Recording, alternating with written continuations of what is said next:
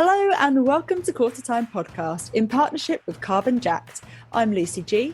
And I'm Lucy P. And we're here to bring you all the netball goodness you never knew you needed.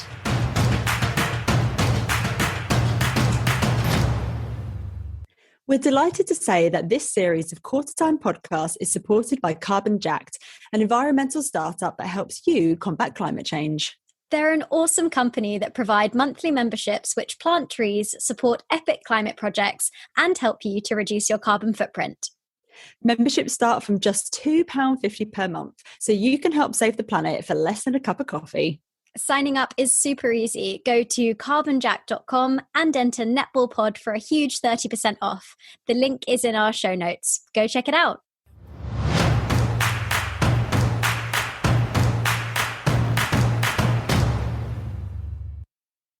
Hi, everyone, and welcome to the latest episode of Qtr Time podcast. This week has been another crazy week in the netball world, and there has been a lot going on. So, Lucy G, what's coming up on the show today? So, first up, we'll have our usual 3-word summaries before moving on to our game and player of the round. As we're now inexplicably a quarter of the way through the season, somehow, I don't know how that's happened, we'll be taking a really detailed look at some of the interesting stats from the season so far. Our special guest today is Ama Agbeze, who we chat to about life after the England Roses, captaining England to gold in 2018 and what's happened for her in the last 4 years. Amazing. Firstly, before we kick off with our summaries, I think it's important for us to acknowledge what's happening in Ukraine at the moment. It seems far removed from us, but it's so devastating to see what's happening and all the people who've been impacted by the Russian invasion.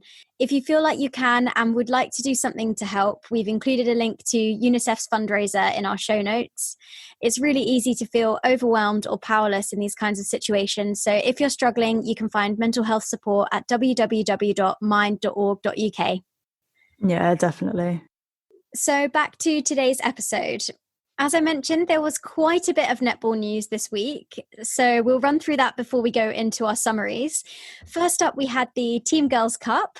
Unfortunately, international fans were not able to watch live, but the matches are all now on YouTube. So if you have watched them, please let us know what you thought. We thought it was very interesting and exciting. Yeah, slightly shambolic, I have to say, in the run up to it. And I think the communications from Suncorp is it wasn't great. Let's just say that. Left a bit to be desired, but there's a few weeks before the season, so we'll just keep fingers crossed. And sticking with the SSN, there's also been the rumour that Maria Folau will be coming out of retirement to play for the Firebirds as Romelda is on maternity leave, and that unbelievably they're going to overlook the incredible Donnell Wallum. And this was, I mean, I would describe it as concerning / baffling. In more positive news, though, South Africa have announced that they have an all-female production crew for the Netball World Cup next year, which is really, really awesome. I was so stoked to see that news.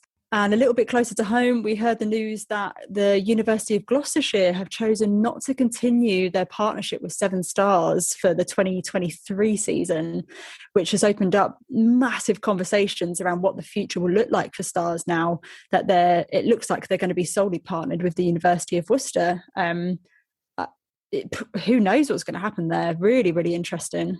Yeah, I mean, I've said it before, but we really need a 24-hour netball news channel. Literally. With all of the stuff going on this week, it's hard to keep up. So, yeah, we need that for sure.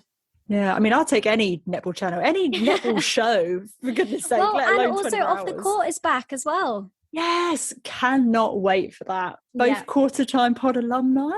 Yes, very sneak true. that in there. So yeah, really, really looking forward to that. Yeah, me too. Oh, so exciting. So Lucy G, take it away for our 3-word summaries of the games in round 5. So first up was Sirens versus Lightning, and Lightning came away with the win 61-48. And I've gone for sink those shots. It was a slow start from Sirens, just 1-7 after the first 5 minutes. Yikes. But they did pick up as the game progressed, which was pleasing to see. Lightning ground out this win and forced a lot of errors from a usually patient Sirens side, but again, shooting percentage was a big problem for Sirens. You had McCall on 16 out of 23 at just 69%, really unusual for her. Goodwin on 28 out of 36 at 78%. Sirens actually only had 5 fewer attempts on goal than Lightning did. They had 63 to Lightning 68. And I think this low accuracy was down to the immense work rate of a really formidable Lightning defensive unit. So hats off to them. Next up on Saturday, we had Pulse versus Dragons, with Pulse coming away with the win 50-37. And for this one, I said, raise your pulse.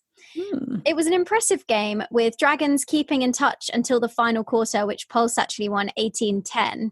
What I really liked was there was so much physicality off the ball in this game. It was so good, particularly impressed with the Pulse defensive unit, who were tenacious, coming away with turnovers, but Dragons were answering them as well. It was a really closely contested game. Pulse was sometimes let down by a few errors in attack, but I think you could put this down to the combination of Green Knoll and Annabelle Roddy, who had a stellar game. Player of the match was Everett, who, was outstanding. But personally, it was Lindsay Keeble who stood out for me. She had countless rejections on the shot and had, Welsh international Georgia Rowe sent to the bench. The atmosphere in the Copy B was amazing. I was actually there. I don't know if you've realised that already, but I was there. And there is just nothing like live netball. Honestly, Copy B, I cannot handle. That is iconic, Luce.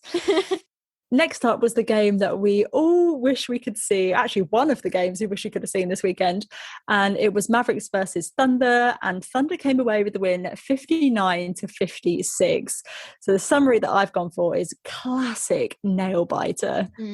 I so wish we could have seen this one. Tamsin's analysis of this on the Monday was absolutely fascinating. And I really liked the fact that she mentioned the work rate of Befecuya Dale. I just think she's massively underrated, in my opinion.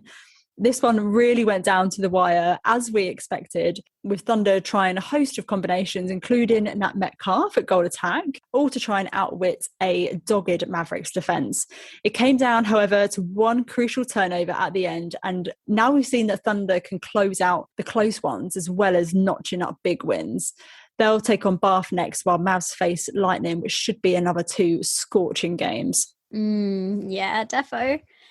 Next up, interesting game. We had Stars versus Bath, and it was a narrow victory to Bath, 48-45. And for this one, I said, wasn't expecting that. Stars excelled in this game to go into the final quarter ahead of last year's runners-up. Kat Tivaiti made a very brief appearance at the start of the game, but had to retire due to injury before the first goal was scored. I just don't understand what's going on with Bath this year. You look at the calibre of players that they've got, circles of Borja, SDL, Guskov and Maweni. They should be dominant, but they seem a bit lost and unable to fully execute the game plan at the moment. But hats off to Stars. I mean, I hope we see more performances like this from them and that they're really challenging those teams moving forward. Yeah, 100%. And the only thing that I can really put it down to with Bath, look who's still missing. It's Serena Guthrie. She is clearly that linchpin of that team. So they really need to figure out what they're going to do without her. We don't know how long she's going to be rested for. Anyway, next up was Storm versus Rhinos. Again, another really interesting game, with Storm winning 58-49. And I've gone for prolific Praskovia Peace. Peace is honestly proven to be a game changer for Surrey Storm this season. She shot 56 goals at 100% in this game. Her side really managed to get on top of Rhinos in the second quarter and pretty much just didn't let up from there. Rhinos really struggled in this game. It was really interesting, and they gave up way too much ball in attack. There were 20 turnovers won for Storm compared to just 8 for Rhinos. I think the sort of crucial factor for Rhinos, in my opinion, was the shooting end. They tried out so many shooting combinations. In fact, I think they were onto their 5th by the end of the game, and they just could not generate any kind of rhythm or flow. Finally then, on to Thunder versus Wasps, which was the game on Sky on Monday, with Thunder winning 71-51. And for this one, I said, big boy numbers. As we predicted in our round 5 piece for the VNSL, we got all of them right, by the way. Yes. Just saying. Thunder made short work of Wasps in this one. They won the opening quarter by 9, the second quarter by 7, putting the game to bed at half-time.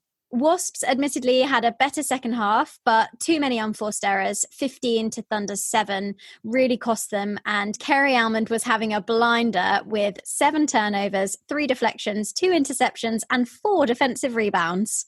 Nice. Wasps are now 1 from 5, and they've only scored above 50 twice so far this season.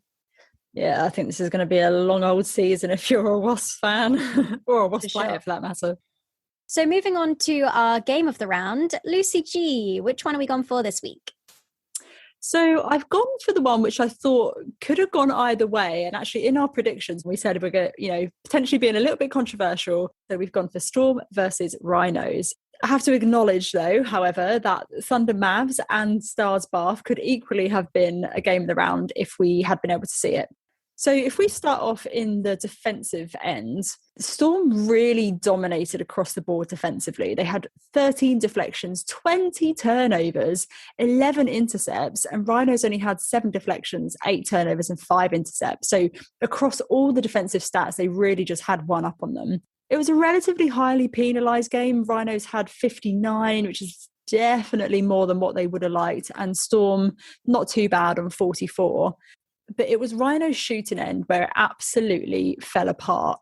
Berger shot 29 from 36 at 80%, Dixon 8 from 13 at just 61%, Rushton 12 from 15 at 80%, and Grierson 0 from 1. Interestingly, there were actually 65 total attempts for Rhinos, which is more attempts than what Storm had at 60. So if they were really able to work on that shooting percentage, then they actually could have had this game. I just don't get the sense that Rhinos have the same spark this year as they did last year, even though they've retained a number of players. There's just something different. And I do think, maybe it's the absence of Dan Ryan. I don't know. And, speaking of coaches, Tracy was super critical of her shooters at the end of the game. I think the quote she said was, "We just need shooters who can score," or something to that effect. Yikes. And it's so she's clearly not the kind of coach to mince her words. Like, she says it how it is, and I do kind of respect that, actually. Yeah, it was interesting. I think that you're right about Rhinos are missing something, but also credit to Storm. I mean, 100%. Leah Middleton single-handedly more turnovers than Rhinos. She had 9. And as we mentioned, the Rhinos team only had 8. And I mean, Sophia Kandapa back in the mix. She was so confident to feed peace in that second half, and their combination was deadly, to be honest with you. Again, we didn't see McGee put up too many shots, only 2 from 4. And I think we've mentioned before we would like to see a bit more from her. But I mean, Peace is so dominant. Why wouldn't you just let her crack on? Yeah, I'm kind of on the fence with that. Like, I do totally appreciate that is obviously a strategy. Absolutely no problem with that. But I think my personal preference of a goal attack is more of like Eddie Cardwell, Helen Housby, who put up sort of 15, 20 goals a game. But yeah, I mean, when you've got Peace behind you, like, just give her the ball. Yeah. Just give it to her. So who do we have for our player of the round? So this week we have the wonderful Kerry Almond. Yes. I think it also could have gone to potentially half of the Lightning team, but I just think Almond had a corker of a round, and with Thunder having a doubleheader as well, it kind of makes sense. In the Mavs game, she had 1 intercept, 2 deflections, 5 turnovers, and 3 defensive rebounds. But most crucially and critically, she won that turnover that won them the game. It was neck and neck. Mavs had the ball, she turned it over, and then they went on to win by 3. That's just exactly what you want from your goalkeeper. Yeah. However, she was the most penalised on court with 17, closely followed by Jodie Gibson. But I do kind of think that this is pretty much just par for the course when you play that kind of intimidating physical style that Almond does. She's such a presence in the circle, and she just kept providing opportunities. Against Wasp, she racked up some great numbers, as we mentioned in the summary. And now we've got Van der Merwe playing goal defence next to her. I mean, that's scary, to be honest with you. And that unit for Thunder is just going from strength to strength. Yeah, she really is just that experienced head that you absolutely need on court. And I think if you think back to round 3, that was the game that she missed out because of concussion. And in that game, they actually conceded the most number of goals so far this season at 68. That was the game against Storm. So she really is an absolute linchpin in that defensive end for Thunder. Yeah, we should probably mention that. Apparently, all the commentators keep talking about her coming out of retirement or being back out of retirement loads of times or something. And she did a really funny tweet saying, like, guys, I only retired once and now I'm back. Like, can everyone just get over it? I thought that was so funny. I mean, by the looks of her form at the moment, she ain't going anywhere anytime Ridiculous. soon. She looks amazing. Yeah. So before we move on to our interview with the lovely Ama, we're going to run through a few key stats and a bit of analysis on the season so far. So firstly, we've had 7 games out of 27, which have been within 5 goals, and that's 27% of the games. And we've got 2 teams who are still unbeaten, Thunder and Lightning. Very, very frightening. I can resist that. And they will face off in Loughborough on Monday, 28th of March in round 10. So that is a massive game, massive. And it's on Sky, so we can see it. Yes. And sticking with Thunder, their goal difference is a whopping 93, which means they're winning games by an average of 15.5 goals. And Lightning are next with 68, but however, they have played 2 fewer games than Thunder, so they may well catch up. God, yeah, that is a scary prospect, isn't it? Pulse, the lovely Pulse, are now in 5th position, so they've really rocketed up the table compared to last year. They'll need to beat Stars this weekend and then make a statement against Storm in round 7 if they want to stay where they are. Sirens are down in 9th place, and I'm quite surprised by this, but I think it's important to note that they have played Lightning, Thunder, Bath, Wasps and Rhinos. So they will really be looking at their next 5 games to try and pick up some points and start to try and shimmy their way up the leaderboard. Defo. Moving on to some individual performances. So Proskovia is averaging 42.5 goals per game. Whew. Mental. Tash Pavlin and Layla Guskoth are in the top 5 for intercepts, turnovers and deflections. Wow. And yet Bath have lost 2 games that you would have expected them to win and nearly lost a third one to Stars. So I think, like you're saying, there's something going on there in that mid-court attack. Definitely missing Guthrie. It'll be interesting to see how they go this weekend. Also, our girl Fumi has more deflections than Tash Pavlin and Layla Guskoth combined. Lol. Madness. Yeah. What a crazy stat. Yeah, definitely. Finally, some game score stats. The most number of goals in a game that we've had so far is Thunder with 79. They also have the highest individual quarter score with 25 against Dragons, which is an average of 1 goal every 36 seconds during this quarter. Mind-blowing stuff. Wow. Wasps actually have the lowest quarter score from their 3rd quarter against Pulse. And I would be very surprised if we see any lower than this throughout the season. That was just 5. So that's 1 goal every 3 minutes as opposed to 1 every 36 seconds from Thunder. Wow. Yeah, I think that's really interesting. And we kind of predicted that a bit with Wasps, didn't we? I do think something to note, though, is around the draw that teams have. So obviously we're only a quarter of the way through. So we will know a lot more when we get to the halfway point in a few weeks. But it's very interesting to see how things are shaping up. Absolutely. Coming up after the break, we chat to former England captain turned commentator, ambassador and motivational speaker. It's Ama Agbeze. We chat to her all about her journey and life since leading England to win gold in the 2018 Commonwealth Games.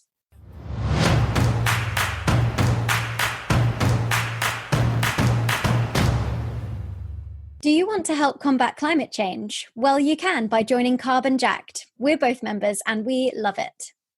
Memberships start from £2.50 and your money goes towards amazing projects, from planting trees in the Peak District to providing refugees with sustainable solar cookers. You can get a huge 30% off by entering Netball Pod when you sign up at carbonjack.com.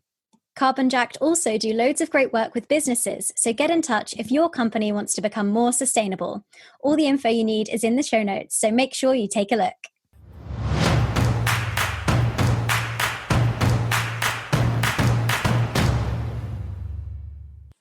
It is an absolute pleasure to be joined today by the England netball legend, Ama Agbeze. I'm so thrilled that you're here. Thanks, Ama.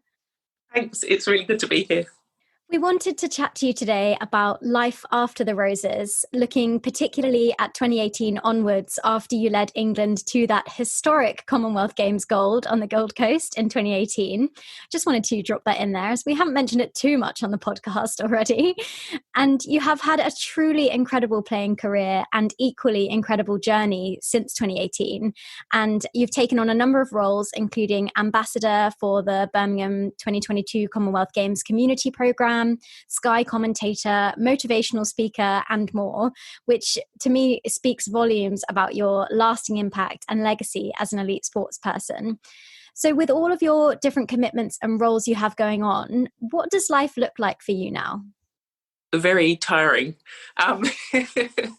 Yeah, I think I feel like I spend my life in meetings. I get to do lots of public speaking or engagements, some in the corporate world, some in schools. I think with International Women's Day coming up, there's a lot around empowering women. As you mentioned, I'm on the board of the Commonwealth Games, and that is taking up a lot of time. I guess it's a learning experience for me. I've only ever experienced things from an athlete perspective, and so being on this end of things is definitely an eye-opener. I'm a trustee of a few charities and on a few boards, and so I think that experience is lending itself well to being on the board of Commonwealth Games, but it is very different to anything I've done before. I think death by meetings is probably the cards. But yeah, I guess it's been interesting, I think, since the Commonwealth Games. I guess doing lots of things that I might not necessarily have had the opportunity to do had we not won that medal. And out of all of those things that you do, what's your favourite? What's the thing that gets you out of bed in the morning? I'm not really sure I could pick out something individually. They're all very different, and some days, some things are almost feel like doom and gloom, and then the following day, they're completely different and exciting. But I think being on the board of Commonwealth Games, there's so many different things in terms of, let's say, budget control, meetings that go on for 4 or 5 hours, and then going to the youth engagement programme, which I did last week, which was absolutely incredible. And there was DJs and dancing and sport, and it was amazing. And so I think everything's just really different, and every day is different. And I think that's what I like about what I do, that it's just so vast and different opportunities and going into different walks of life and meeting so many different people. I think that's what I love about it. So there isn't one thing that I can pull and say, this is the most enjoyable part. Yeah, that's really fascinating. When we were researching you, we have researched you, I hope then that's okay. All good things.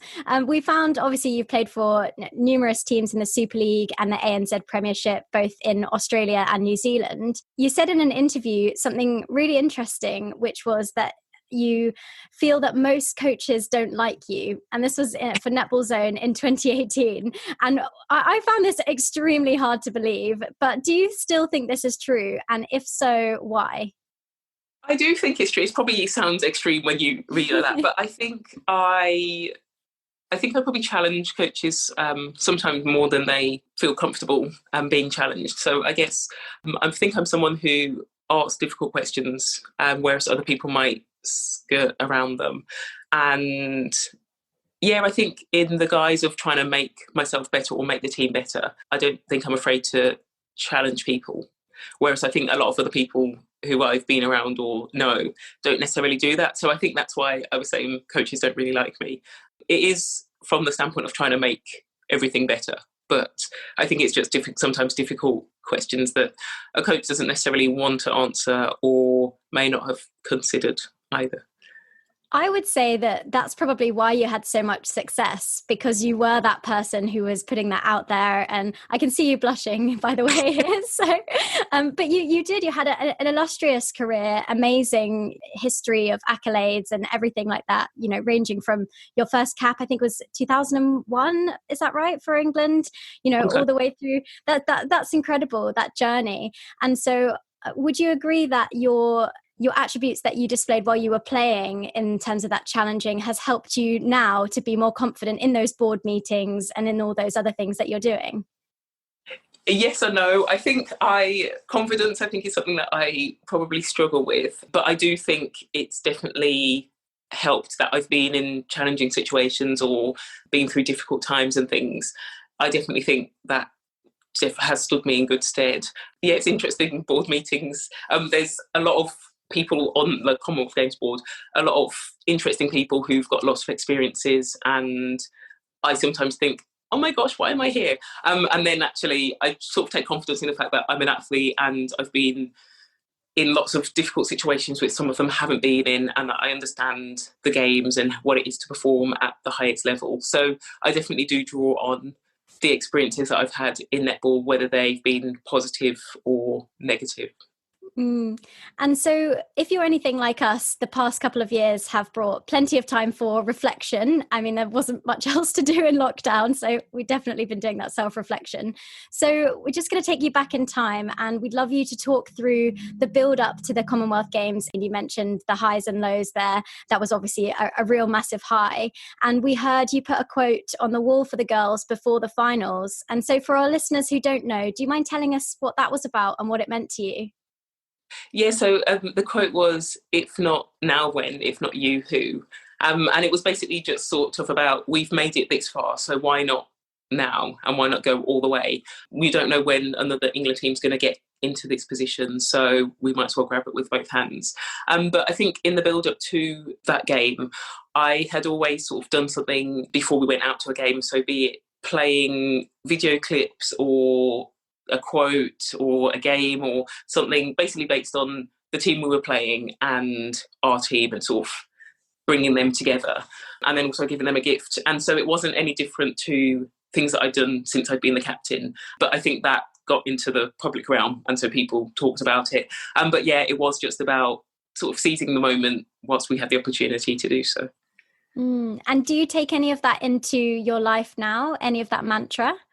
Yeah, sometimes I do. I think when I think, oh my gosh, I'm not going to say anything, I'm too scared. I sometimes been put here to do a job, and so if you don't say it, who else is going to say it? So I think sometimes it does give me the confidence to go outside of my comfort zone and do things that I wouldn't necessarily do. I'm relatively shy, which people don't believe, but actually I am, and I'd happily just shrink into the corner of a room and just watch the world go by or watch things happen.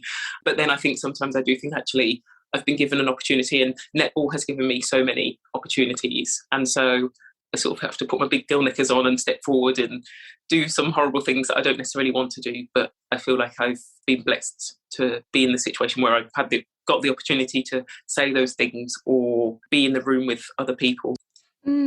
I think that's really inspiring. And I think a lot of listeners will really relate to that, to feeling, I think especially as women, we're taught a lot to shrink ourselves and to sit in the corner and be quiet and take the notes and, you know, not speak up. And it's something that really resonates with me, that confidence. And I think we get that so much from netball, whether you're playing at a grassroots level, you know, in those community programs you were talking about, right up to, you know, the very highest level at the elite. Definitely. And I think that a lot of women, when I go and speak at things or in the corporate world, people are like, oh, I play netball nowhere near as high a standard as you. And I sort of am like, well, it doesn't matter what standard you play. If you're playing to either the best standard that you can play to or the best standard you want to play to, then that's good enough. And I think the social aspect of netball, the fitness aspect, the confidence, like you say, it gives you. And I think just the understanding of people, time management, confidence, like team understanding, all those things, whatever level of netball you play, those things are still the same. And so many women, on what, like you say, shrink into the corner or say, oh, I'm not as good as you. But then on the other foot, men are like, oh, I play football. And they say, oh, what team? I play for a team. I just kick the ball around the park. And they're so confident and proud that they play football.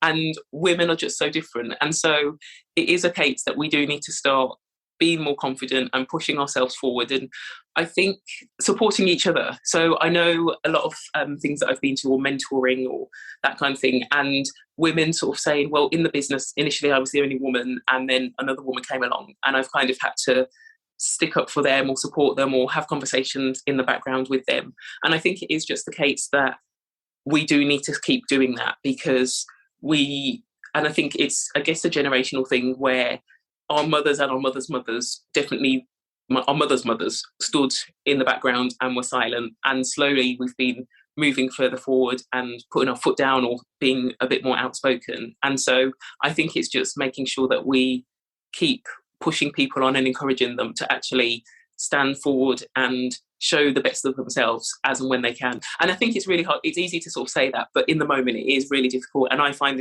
it really hard as well. And so I think it's just having that little voice in my head that sometimes says, yeah, you are good enough and you need to step forward.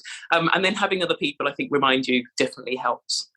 So if you're not someone who steps forward, I think just finding people to keep supporting you and building that confidence in you outside of wherever you're trying to put yourself forward. Yeah, I really appreciate you saying that, especially that you don't always feel confident, because I think from an outsider's perspective, you know, what we see is not always necessarily, you know, what's going on as well. And the gold medal, obviously, I mean, it changed everything in terms of English netball, and it brought with it a string of accolades, including Sports Personality Team of the Year award, just a little MBE for you as well there, no biggie. And obviously massively increased media coverage for netball, which really just put it in the limelight. This obviously meant that netball, and consequently you as the face of the sport at that time, was being looked at in more detail by the wider sports world. So do you think netball as a sport was able to capitalize on that increased exposure? I think yes and no. I don't know that they were ready for it. I guess I was always wanted to win, and for the whole time I played international netball, be it at the senior level or age groups, England had always been saying we want to get into a final and win gold. But I guess it wasn't necessarily expected. I think in the strategic plan, the World Cup in 2019 was when England had sort of earmarked to win, I think, silver or gold. And so it kind of came a little bit out of the blue. I do think it just sort of happened, and so netball sort of ran with it. And definitely there was more exposure, higher participation rates. I think a greater sponsorship and things. But I do think we probably could have pushed a bit harder and put netball out there a bit more. But definitely, I think off the back of that, there were so many things that helped netball to grow. Do you think it's kind of linked to what we were just talking about, a little bit of that wallflower syndrome, potentially? Yeah, I think so. And I think netball as a female-only sport has a really strange place, because I think most other sports have a male equivalent, which is the dominant side of the sport, and then the female sport sort of follows behind. And I think netball have sort of been, I guess, amongst those female sports, whereas actually at the time netball was very much predominantly just a female sport, and so probably should have sort of pushed themselves forward as a standalone. But yeah, I think it's a case of we are sort of wallflowers, but then also I think society makes us that way as well, because of the lack of investment in female sport and all those things that go with being female. And it's something we've discussed a lot on the podcast. We talked about money with Sam Bird, and it's all those kind of things that really feed into it. I do feel though that times are changing and things are moving forward. So yeah, that's something positive. You mentioned there the World Cup in 2019. So as we know, such is the way with elite sport, there's no highs without the lows. And sadly, you missed out on selection for that World Cup in 2019 in Liverpool. In a BBC interview, you said, "I feel like I'm at peace with the decision, which I never thought I would say. I'm scared that as time goes on, there might be some time where I just break down." Now that more time has passed, how do you look back on that experience? I guess it seems quite surreal. I guess like the Commonwealth Games gold, it seems a bit, I guess I feel a bit removed from it. It was, I think at the time not getting selected, I was definitely at peace, which I never thought I would be, because I've been deselected a lot and never ever felt how I felt when I didn't get selected for World Cup. I think just the way things panned out, it was a really difficult time, and I think definitely has shaped my life since then.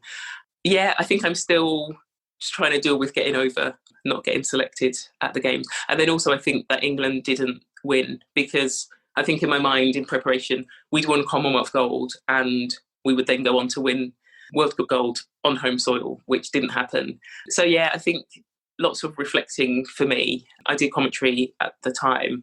And yeah, so just some things happened, like Layla got injured, which I sort of, I think, used my sports psychology in terms of trying to deal with not being on court and not playing and understanding that, and then hadn't actually like run through what would happen if someone got injured. So kind of having to deal with that on the fly at the time. So yeah, it was a really strange and odd experience. And I think I'm still trying to deal with it myself personally. Yeah, I mean, it's a massive thing, and I don't think it's anything that us sort of civilians, I guess, can really begin to comprehend. You know, that kind of just the having 1 year, which is the ultimate high, and then the following year not being how you wanted it to pan out. And you were extremely open after that selection about the pain around not being selected, which was incredible and really brave to see.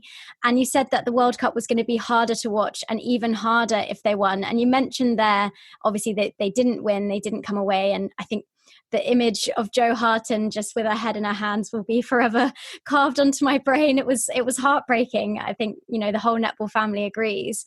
So how did you feel watching that semi-final against New Zealand where they came so close? Yeah, I think for me, it was just mixed emotions. I watch games really in terms of, I feel like if I'm on the bench, I'm really emotional. So I like, if something amazing happens, I'm like cheering and trying to not jump up and down. And then if someone does a bad pass, I like scream, or if I can see a bad pass happening, I scream before it happens. And my teammates are usually like, Emma, you need to like calm down or go and sit at the end of the bench. You're making us nervous.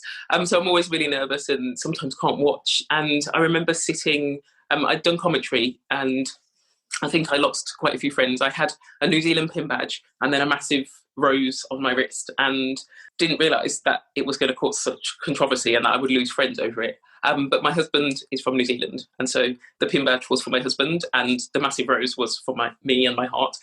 And I remember sitting at the end of the court just on a chair and watching, and everything almost seemed to happen in slow motion. And we were obviously really, really close, and then didn't end up on the right side of the result. And yeah, I think I was just really shocked because I thought we would win. And I guess New Zealand, we'd beaten them at Commonwealth Games and they had a whole different coach, a different team.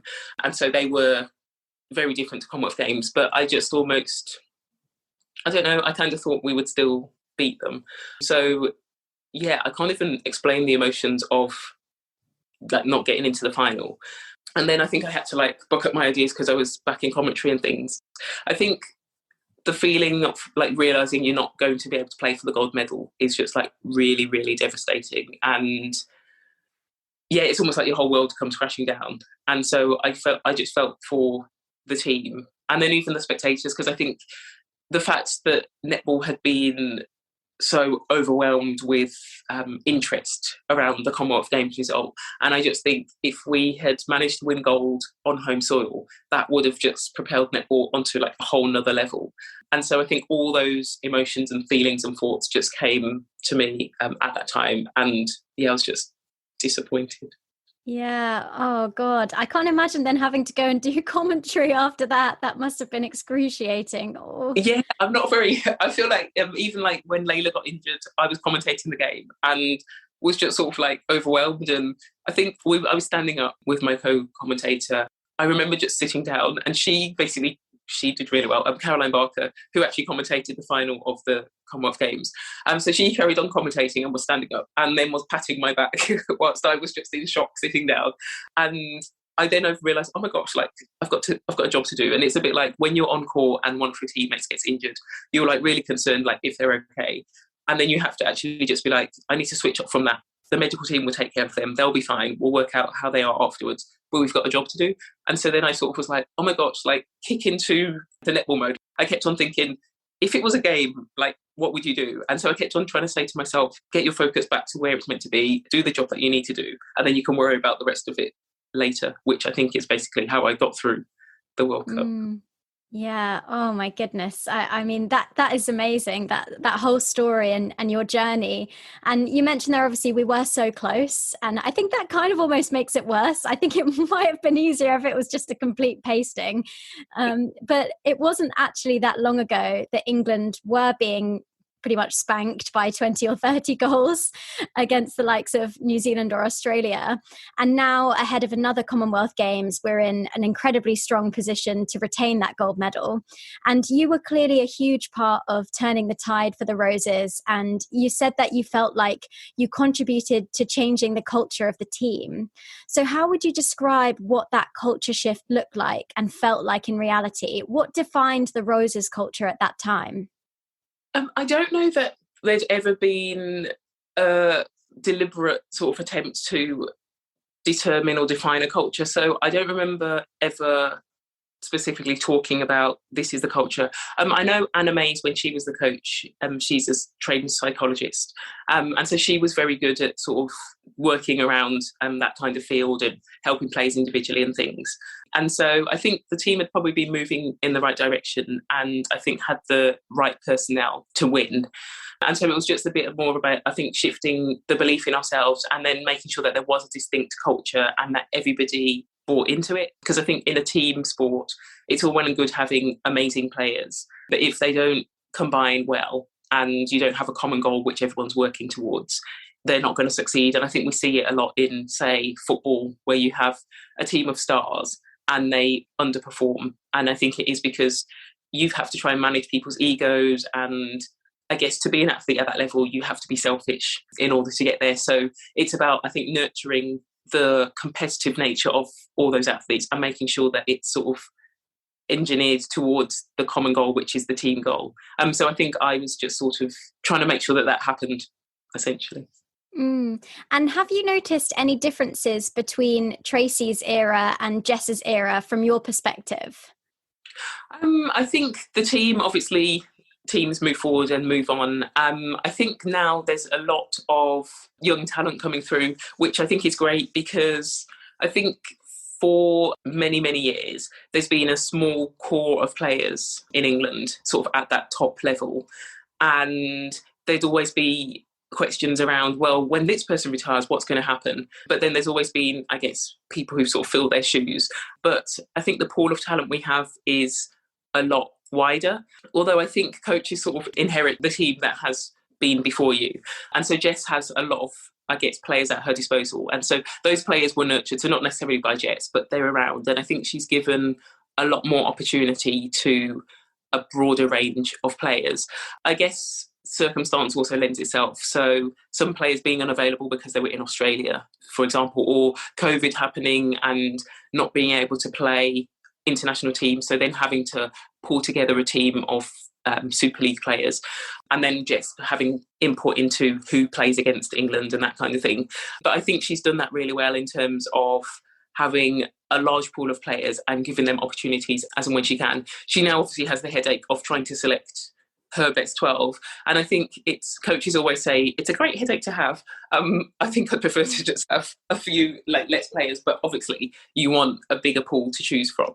So yeah, she's got the difficult task of choosing 12 players to go to the Commonwealth Games. And I think when you're going into a tournament, you might not necessarily pick the best 12 players. It's the best 12 players knowing that you're going into a tournament, you've got back-to-back games, they need to play together, they need to be able to cover different positions, because once the tournament starts, you can't replace players. So you need players who can cover lots of positions.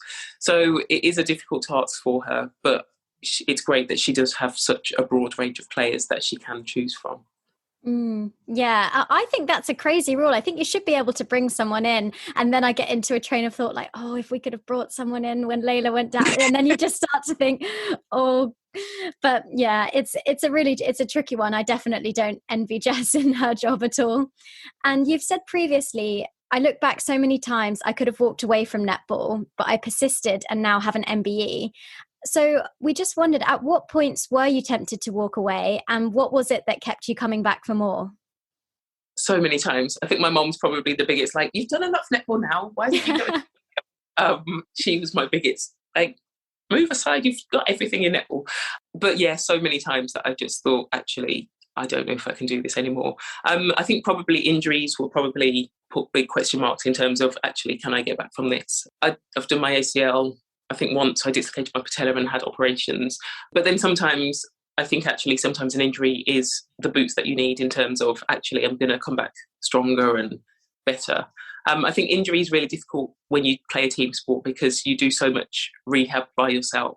But then I think, other times where if I've not been selected for teams or believed that I was going to get selected and then didn't, I think those are probably more difficult to deal with, because it takes a lot to, I guess, have confidence and belief in yourself. And so if you think, actually, I've done everything right, I'm going to get picked for this, and then you don't, it's almost a harder blow. But I think probably I didn't get selected for I went to the 2014 Commonwealth Games, but didn't get selected for the 2015 World Cup. And actually, I think after that, I thought, maybe it's time to step away and move on. And then after the World Cup, got back in and eventually became captain. And I think I almost chuckled to myself, like, if I'd have stopped, I wouldn't have been here and I wouldn't have become captain. But there's been so many times, I think, that I've just thought, actually, I've done a lot in netball. I've had opportunities. I've met lots of people, and actually, it's time to step away. And then I think probably everyone was like, you must love it. And I'm like, no, I don't, but I must love it because I'm a sucker for punishment. I keep coming back. And I think it's probably people, like being around people and being around the team and having them support you and, I guess, motivate you, even if it's not through words, but just training because the team rely on you training or doing your part and that kind of thing. So I think those are probably the reasons that I've kept on coming back. And you've spoken previously about your post-netball, if there is such a thing, ambitions about being in law, and we understand you're a qualified lawyer. Yeah. And so is that still the ambition for you, or is the pull, like you mentioned there, of being involved in netball in all its different forms, whether that's commentating, being an ambassador, coaching, mentoring, is that too strong for you to leave and go into something like law?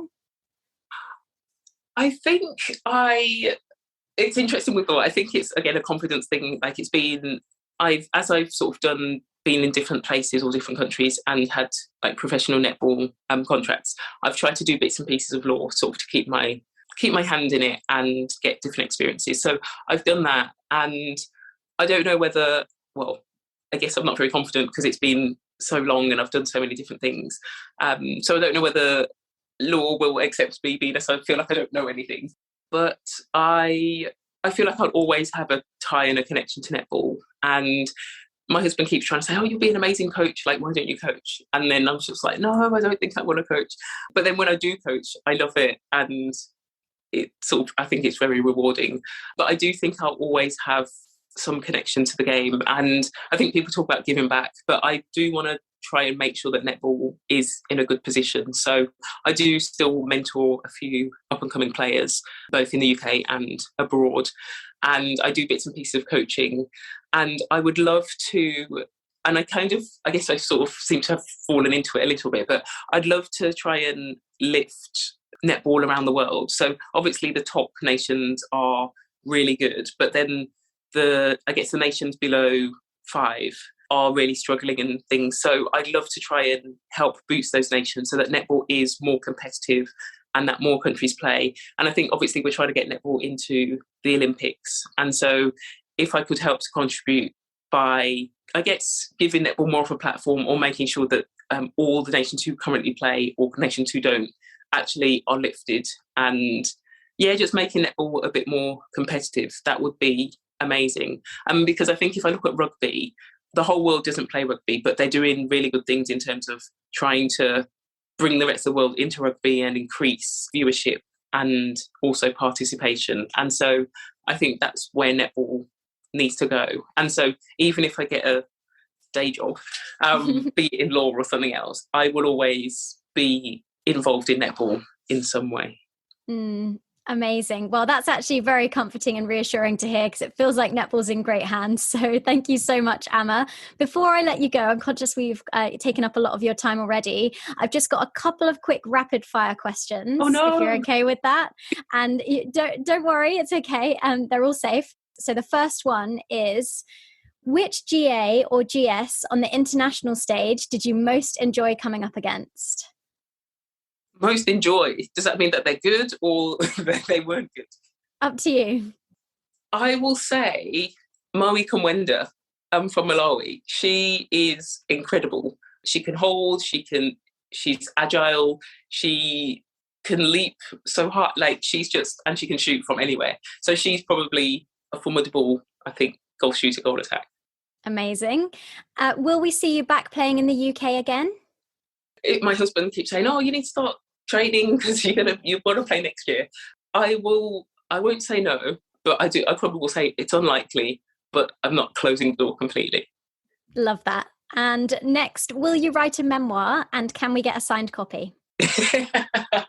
I've been approached actually a couple of times to write a book, and it's probably something that's on my bucket list to do, in terms of not necessarily about me, but a book in general. So yes, some sort of book is on my to-do list. So hopefully it happens at some stage.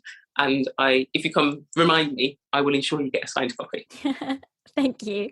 And last one, which is a bit of a trick question. Will England win gold in Birmingham 2022? The short answer is yes. The long answer is before the quad series in January, I was like, England are easily going to win. They've got the most experienced team and it's on home soil. It's going to be fine. And then the quad series obviously threw a bit of a spanner in the works. I think New Zealand, people have already started discounting them, but Noni Ntorua is an incredible coach and can bring some amazing things out of people. So I think we need to watch out for New Zealand.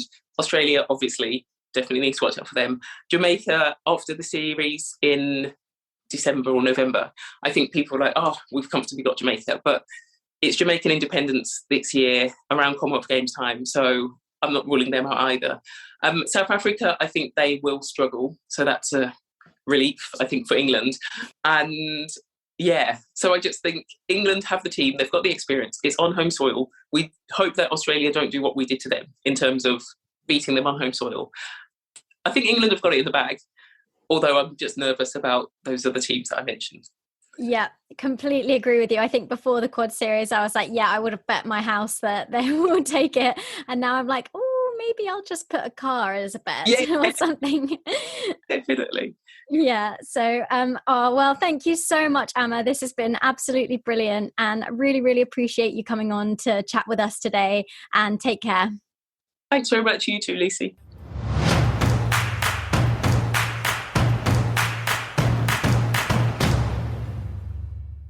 Oh, I really love that chat with Ama, Luce. She's just such a wholesome, lovely person. And you can tell how passionate she is for the sport and how she really wants us to grow and sort of take it to that next level. Yeah. She's a brilliant ambassador for our game, for sure. Before we wrap up, it's time to take a look ahead to the next week of matches, round 6 of the Vitality Netball Superleague.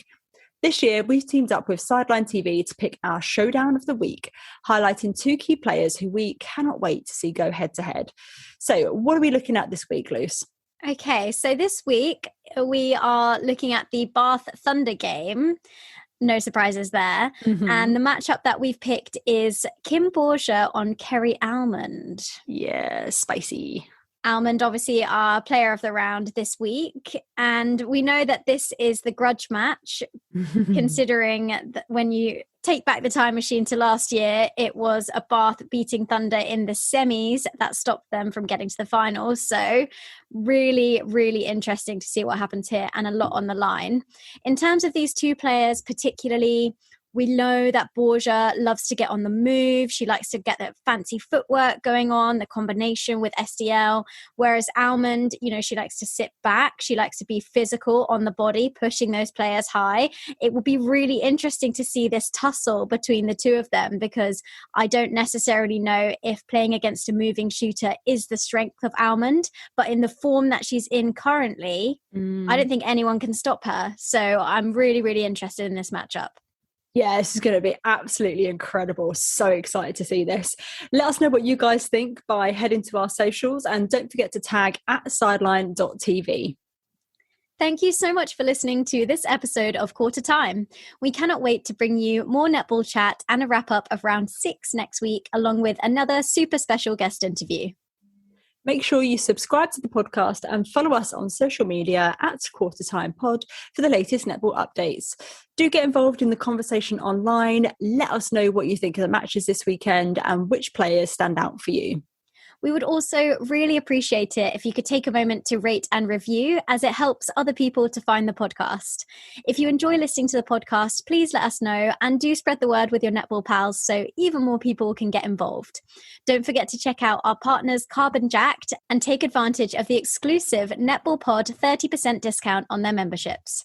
Take care, everyone, and see you soon. Bye. Bye.